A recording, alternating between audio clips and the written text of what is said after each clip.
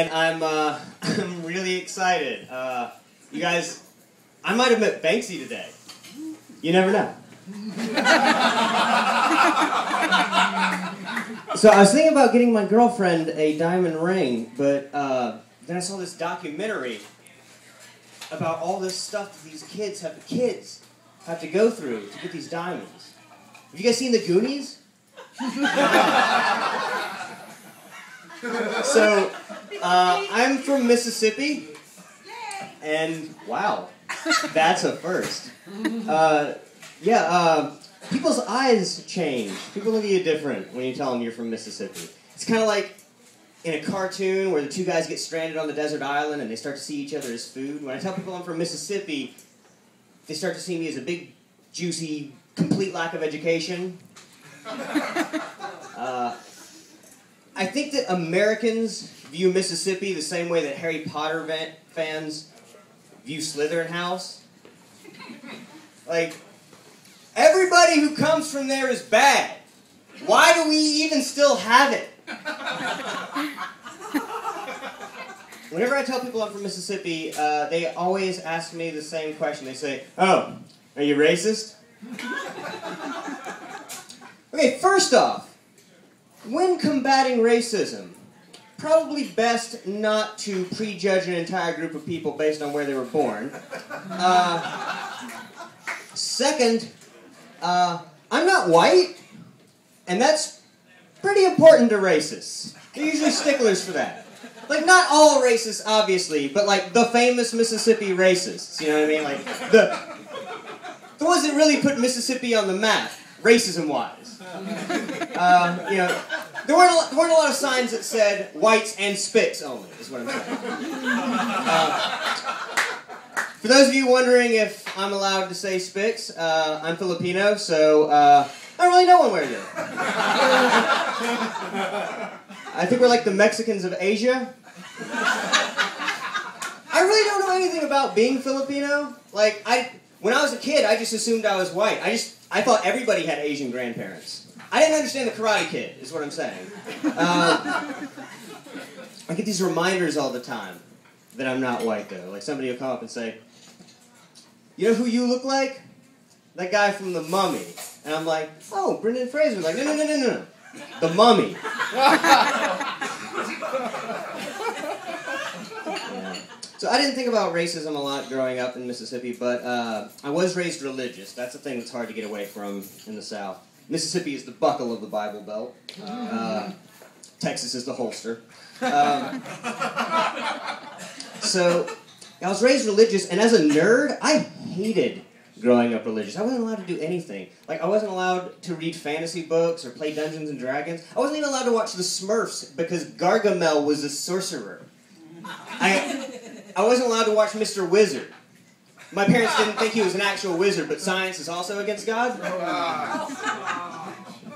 I wasn't allowed to celebrate Halloween, guys. My church did have what they called a fall festival, where all the kids dressed in costume and got candy and carved pumpkins. Because you guys know God, all-seeing and all-knowing, but just like a sucker for semantics. You can really pull one over on that guy. Also, curiously enough, hates fags. Yeah, kind of goes against that whole love thy neighbor thing. It's kind of out of left field. Do you guys know these God hates fags people? The Westboro Baptist Church? Yeah, famous for protesting funerals. Which I think is just taking the pro-life stance just way too far. God hates fags. Anytime people are arguing against gay marriage, they're always like, marriage isn't between two men. Marriage is between a man and a woman. There are rules.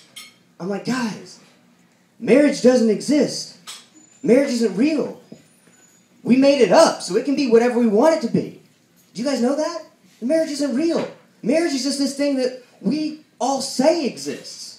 People are only married because they agree to say that that's a thing. Do you agree to start saying this? Do you?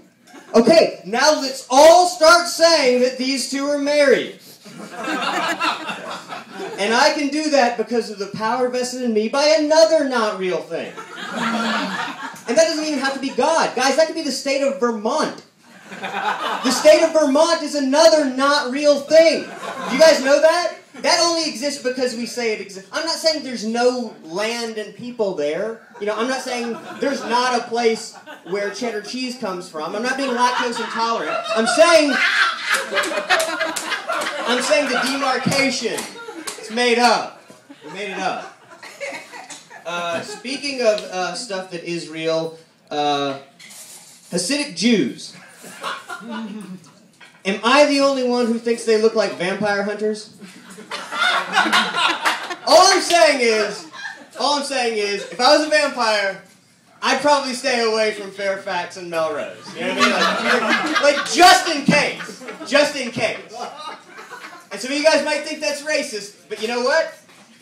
Vampire me really doesn't give a shit. Yeah, vampire me's not too worried about it. Like, you know, I'm already like murdering people nightly to feed my unholy bloodlust. I don't think I'm gonna worry about being politically correct. You know what else I'd do if I was a vampire? I'd fuck high school girls. I think Twilight actually got that right. I'd fuck all the high school girls I could. You know why? Evil now. Don't give a shit. Don't care about your social mores. I don't care about your taboos. I'm gonna do it.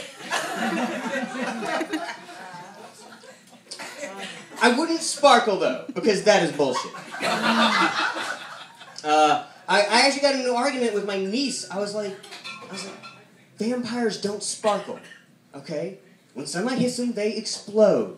All right, there are rules. She said, vampires don't exist. We made them up. They can be whatever we want them to be. I said, oh, yeah. Like marriage. She said, no, that's between a man and a woman. God hates that. You guys, my niece is a homophobe. What can you expect of her? She's from Mississippi. All right, thanks very much. I'm Matt Blackwood.